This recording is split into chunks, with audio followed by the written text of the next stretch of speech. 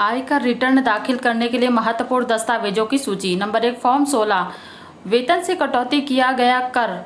Form 16 वेतनभोगी व्यक्तियों के लिए एक महत्वपूर्ण दस्तावेज है क्योंकि यह वेतन से कटौती किए गए कर का प्रमाण प्रदान करता है। नियोक्ता को यह फॉर्म कर्मचारी को प्रदान करना होता है ताकि वह इसे अपने आयकर रिटर्न में सही तरीके से दिखा सके।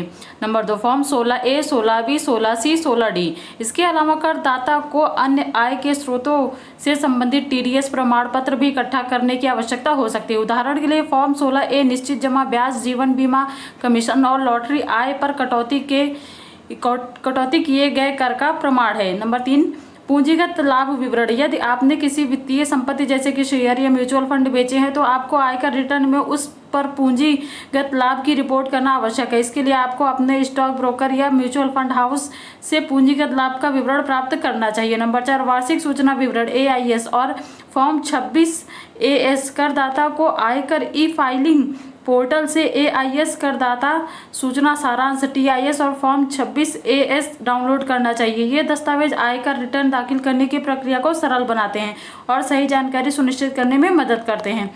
नंबर 5, विदेशी आय और अनलिस्टेड शेयरों से संबंधित दस्तावेज।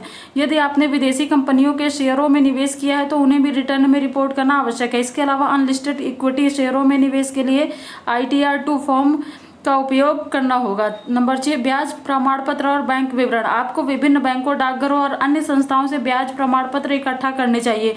साथ ही वित्तीय वर्ष 2024-25 के लिए बैंक विवरण भी डाउनलोड करने चाहिए।